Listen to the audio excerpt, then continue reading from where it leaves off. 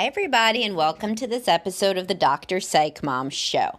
Today, we're going to be talking about male sexual dysfunction, premature ejaculation, erectile dysfunction, all of the various things that happen when things are going poorly for men in bed, and, the various types of male sexual dysfunction and how they impact your relationship and generally what you can do about it. Before we get to that, I do want to tell you to subscribe. As usual, my most recent one is about female arousal, so who doesn't want to know about that, right? So no further advertising needed on that one. So scurry to the section where you click on subscribe and subscribe. So anyway, this one was a follower request. I am on YouTube. I am very lonely on YouTube. I do not have anywhere near the number of followers on YouTube yet that I have on the other platforms because I just started. So go over to YouTube and follow me on YouTube if you want to be a pal.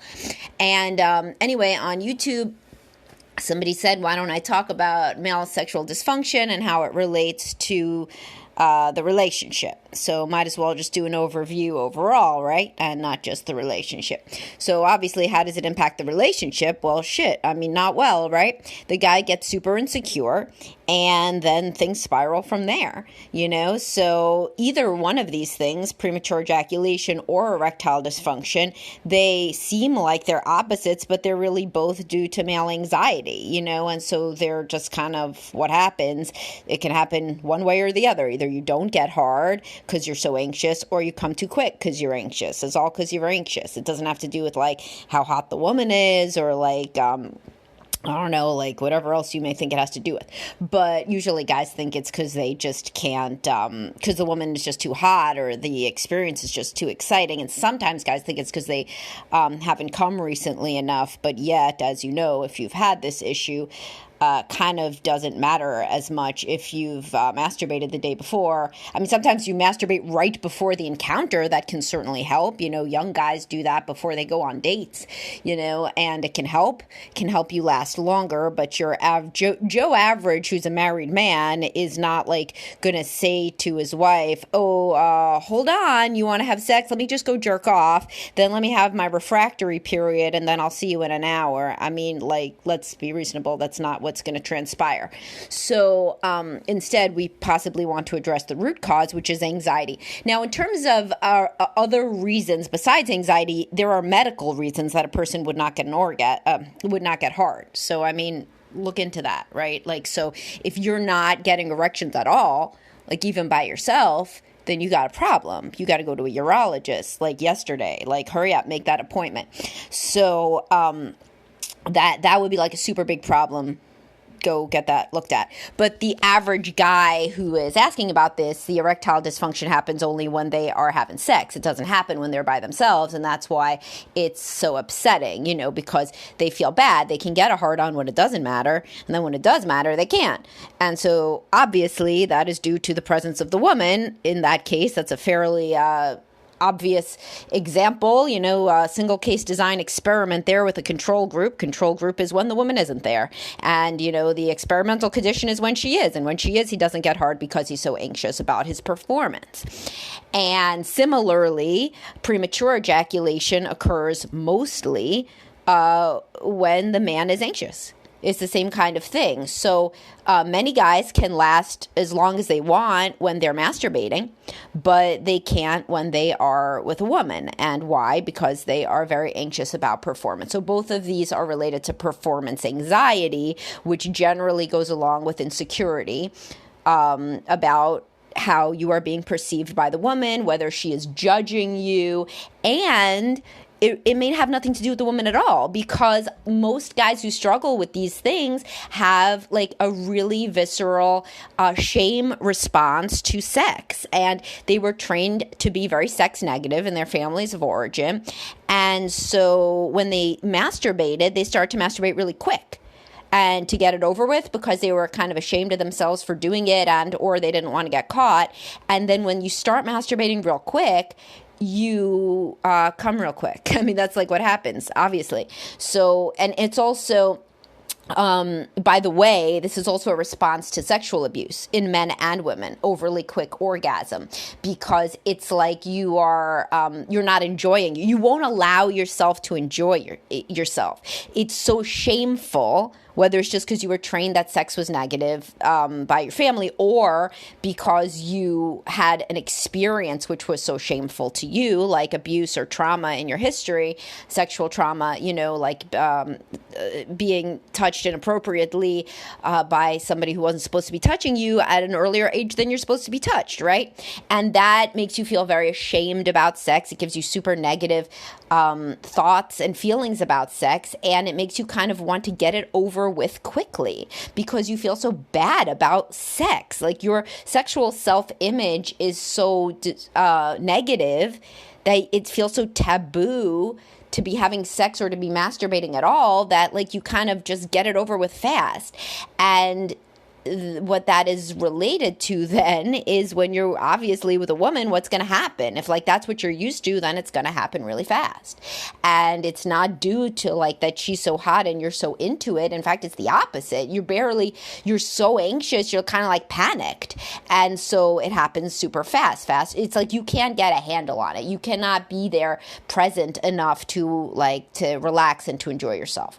So if you struggle with these things, the first thing that I would say is to get into therapy where you could figure out what's the origin of these issues that you have with sex, because it's never just premature ejaculation / erectile dysfunction. There's always a lot of other negative thoughts and feelings about sex that are going into the act for you and that are poisoning probably your enjoyment of the encounters and your partner's enjoyment of the encounters. So if a man has a view of sex and a sexual self-conception that's very negative, this is going to be worse for the sex life and for his partner than how long he stays hard for, because then he's probably not doing other things either. He's probably not giving her a positive sexual experience because he's powering through the whole thing so quickly, the whole thing, that she doesn't have any time to really enjoy herself at all. And this is some of what I see in my practice, is that guys who have real negative self-concepts about sex, they are not sexually open. So then they are limiting foreplay and they are limiting what they will do for the woman, and they're limiting like a whole bunch of stuff so that the sex life is super constricted and very kind of quickly get it over with because this is a shameful exercise. And so if that in any way characterizes how you feel about sex, then it's something to explore and work on sooner than later, because the more open-minded you grow towards sex and the more accepting you are of being a sexual being and your sexual needs and wants and preferences, and that those are normal, and that your partner having sexual needs and wants and preferences is normal, and these are things that we want to talk about directly within a relationship, then the more kind of full and fulfilling your sex life can grow overall in every domain. In terms of real practical strategies, I mean, anybody who's ever been on an SSRI knows that you stop coming. So, I mean, this is something to discuss with a provider. So if there's premature ejaculation going on, of course, I mean, if you are having erectile problems, an SSRI is going to make things probably worse, although if it's because you are so anxious that you're about to die all the time, that your body's in fight or flight so you can't get a hard on because you're panicked all the time, then an SSRI is selective serotonin reuptake inhibitor like Prozac or Zoloft, may help you. But certainly if you have premature ejaculation, I've seen this, as a side effect for most people, it takes them longer to come. So this may be something to talk to your provider about in terms of a strategy, a medicinal strategy to help you get over the hump there of not like if you can see that, oh, if I take Prozac, a low dose of Prozac, then all of a sudden my premature ejaculation goes away.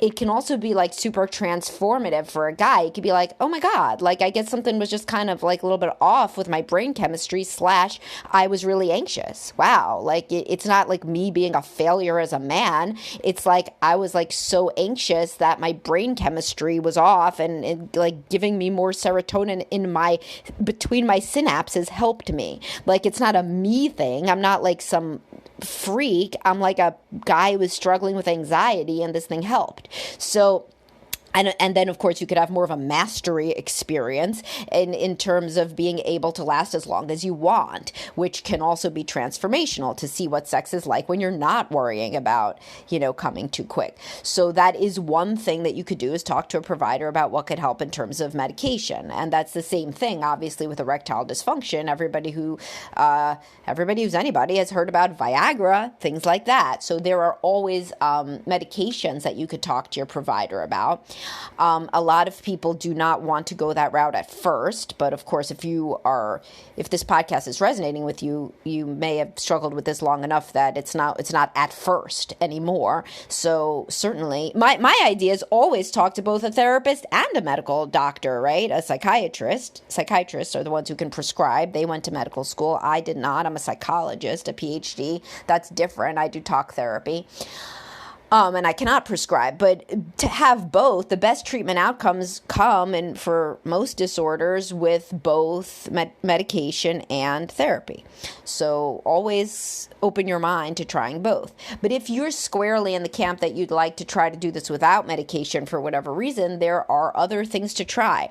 As I've already said, you want to deeply work on being more open-minded about sex, and that's something that a sex therapist or a therapist that is sex positive can help you with, such as myself or others.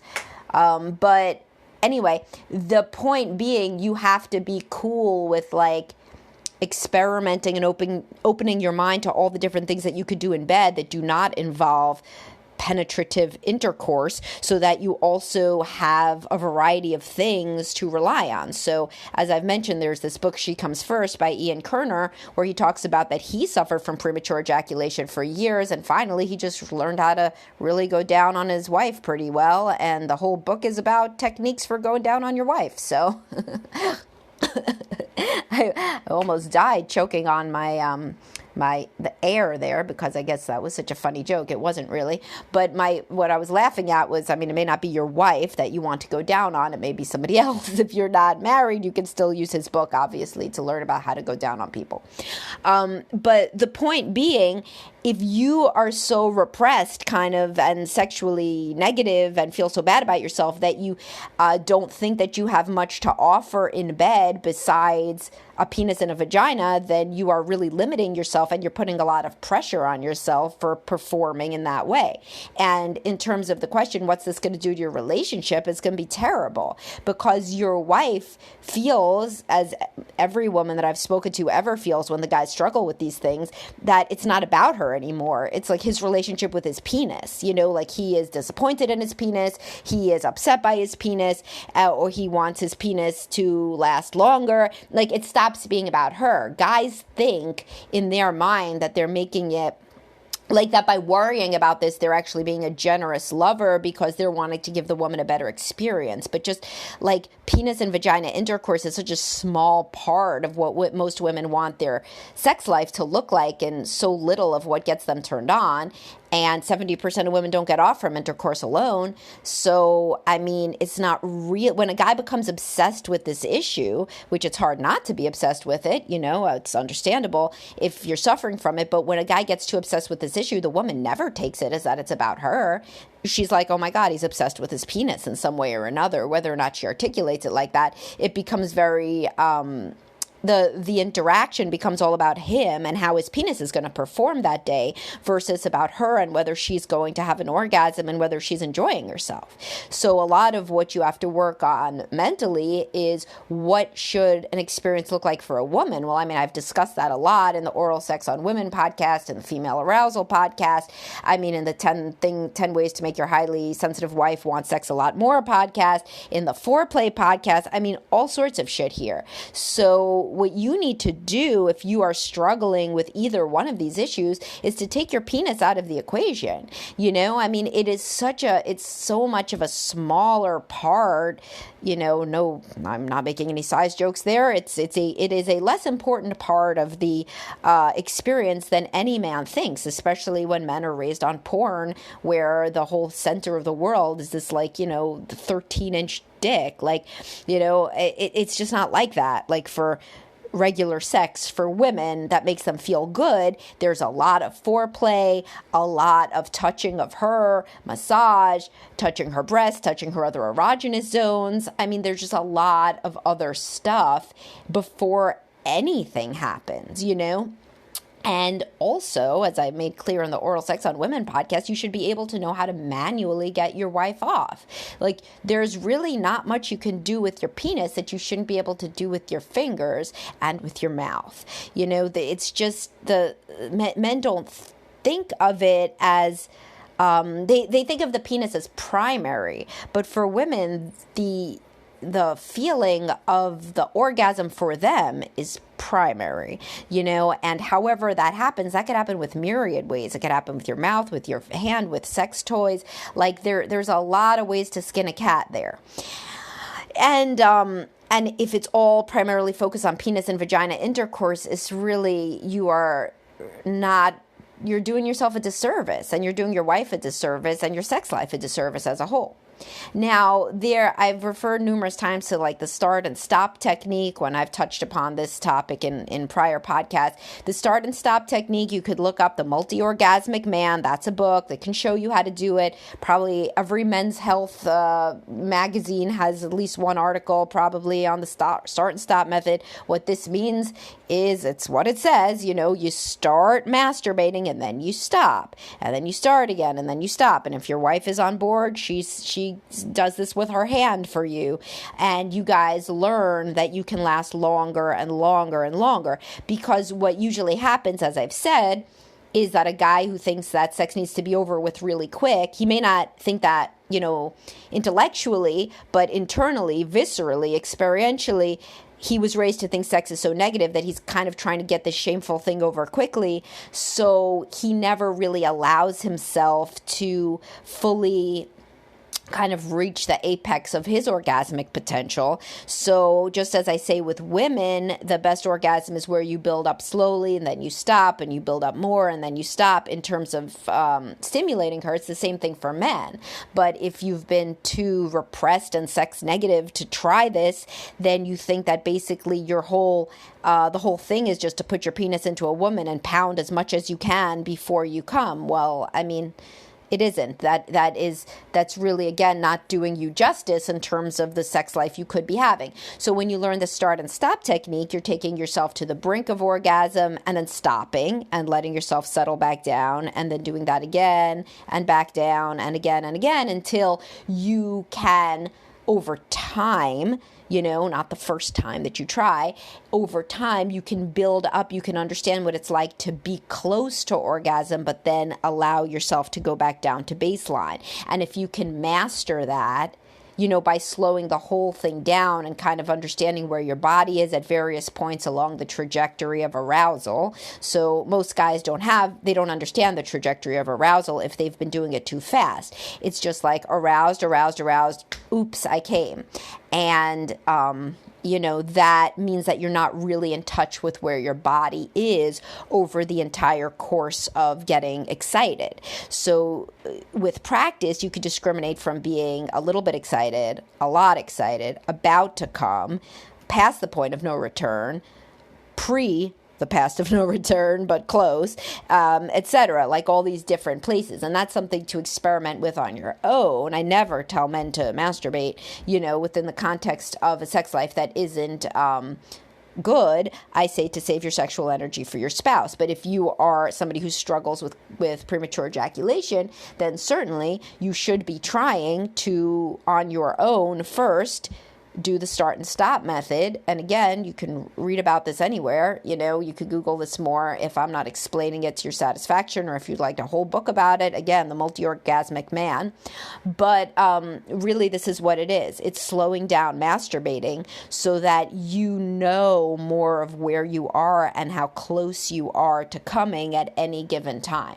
And then if your wife is on board and you have a close relationship, then you could tell her that this is what you're trying to do, and she can help you, whether it's with a hand job or blow job or whatever, where she stops before you get, you know. So if you are, by the way, with a woman who is very sex negative and wants to finish as quickly as possible, So, because some of you were like, no, I'm not sex negative. I want this long encounter. And in fact, when I masturbate, I do the start stop myself. And I do a lot of edging, because that's called edging, myself. But it's just her. She wants to get it over with as quickly as possible, and even says that.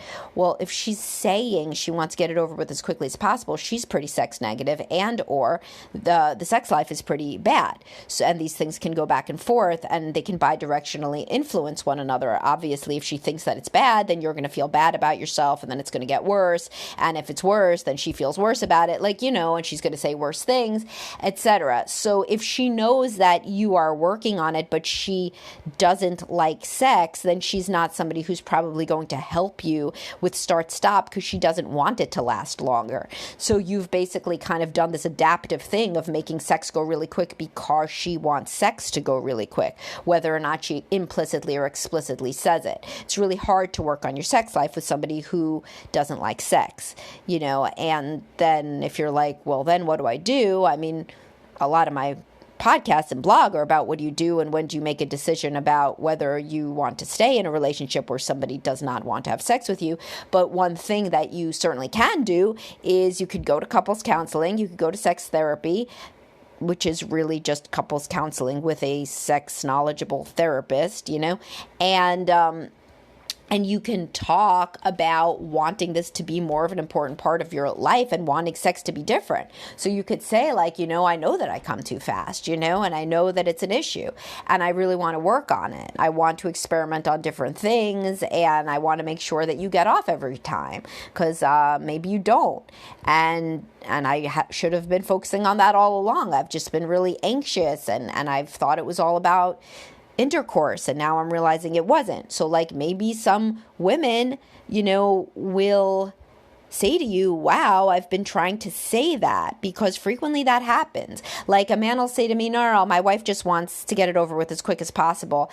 And then he'll actually go talk to her about it, and she'll be like, well, no, I don't. That's just what we do. I thought that's all you wanted to do. It's just like a really big tragic misunderstanding where he thinks she wants it over with as quick as possible. And so that makes him anxious, and he's rushing and all this stuff. And she thinks that he wants it to be over as quick as possible, and nobody really wants it to be over with as quick as possible. It's just that they have zero communication about sex. And I see this so often where people who talk about other stuff easily just completely clam up when it comes to sex, and they have no idea what each other is thinking. And this leads to things like, sex that is unfulfilling for both parties. So, and in terms of the erectile dysfunction one, that also, that isn't start and stop method. That's you're trying to start in the first place. But that is very responsive to, obviously, not just medical changes, such as Viagra, and always go to a doctor, as I said, if you really have erectile problems that are not just with your wife, that are just always, then go to a doctor. But it can really, really help for you guys to feel closer and more connected, because most guys in that situation feel really judged, and they feel really devalued. And this may be just in their own mind, and or the wife may well be disappointed, and feel very bad that he can't get hard around her, and take it personally that it's about her and whether he's attracted to her, which it may not be. And so talking about this more in therapy or out of therapy, if you can manage to do it without somebody helping you, if you've not yet managed to do so, it can be difficult, but you can say, I feel really bad about that. I have these erectile problems, and I know that it's not you, but I get in my own head that you're judging me, and I don't know if you are. And people can have really good conversations where then the woman's like, no, I just feel like you're not that into me, and I don't really know what to say, and what do you think I should say? In a best case scenario, there's many men that I talk to who have, quote, erectile dysfunction, but in reality, they're just like a 40-plus-year-old dude that needs to have his penis touched before sex. It's not actually erectile dysfunction. It's just the natural change with aging that you need more stimulation to get hard. You need some stimulation to get hard, at least. So, there are people whose sex lives were fairly, boring when they were younger, at least like everybody still was at their prime in terms of how they sexually function, right? So like maybe your wife never touched your penis, but it could get hard, if the wind blew the right way. And so kind of doesn't matter. Like you just put it in her and then you have sex, and then somehow some women can have an orgasm. Very, very few, but some women can have an orgasm just from quick intercourse alone. And then if you were in that situation, then you felt maybe that it was good to go. But as you get older, both men and women need more stimulation to get excited. And so if you've had a wife that has never touched your penis on purpose, and many people are in this situation, and does not engage in any sort of manual stimulation of your penis, well, this is not called an erectile dysfunction problem, guys. This is called a she doesn't touch my penis problem. So she may not even know that she's supposed to touch your penis, because remember, I've told you 1,000,000 times, women don't watch porn. And when they think about sex, if they're a person that doesn't really ever think about sex in the first place, they think about it in this super naive way where it's just like, if he wants sex, he becomes spontaneously erect and we engage in intercourse quickly and until he comes, because that's what men need to do. When they have an erection, which occurs spontaneously because they are a man, then they feel that they want to have sex, and then they must have physical release, and that is what our sex life is. And if you have a wife that thinks like that, then she doesn't even know she's supposed to be touching you. You've not told her. And honestly, it might be new intel to you. So you're welcome. Because, yeah, she's supposed to be touching your penis. Like that's necessary as you age, because you can't just get the same kind of spontaneous erection. So there's a lot of guys who have, quote, erectile dysfunction, where it's not dysfunction at all. It's functioning fine for a guy in his 40s or his 30s or his 50s or whatever isn't his 20s. And so in that case, as I say all the time, foreplay can cure most problems with sex lives, like figuring out what each other likes, what your erogenous zones are, how to touch each other, and to have these longer, more exploratory encounters is really going to cure a lot of sex problems. But to the ones that remain, as we've discussed, those would have to do with multiple things: anxiety, negative feelings about sex, and a negative relationship between the partners in which both people feel uncomfortable being open, and therefore there's this trepidation and fear and negative feelings around sexual encounters that make both people less sexually functional than they otherwise would be in an open and directly communicative and loving relationship.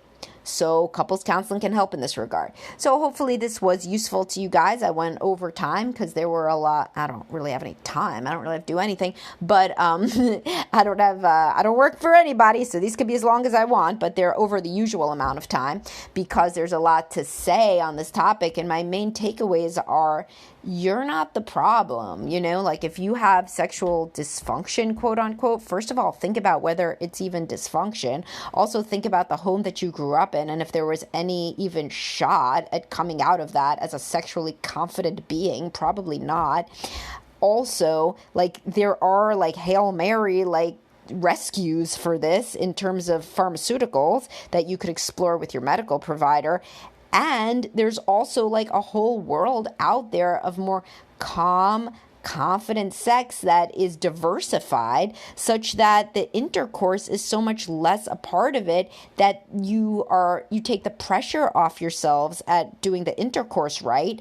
And then if you know that there are other ways to make your partner happy, then you can calm down more. And also there's the start-stop technique. So there's like a lot of stuff at your disposal and a lot of things to reach out and try. So this should not be a situation that makes a man feel hopeless and stuck, despite that many men do feel that way. I'm trying to show you like how many things there are here to consider and to try. This is not like, doesn't have to be just the way you're life goes. That's a depressive style, not confined to just how you view sex and your sexual identity. This is a way that depressed men view everything. Well, this is just the way my life goes. I'm just not the guy that gets to have a good sex life. And I talked about this in my podcast on why do you think you don't deserve good sex, or whatever. It has deserve and sex in the title, and it's recent. So refer back to that one if that resonates with you.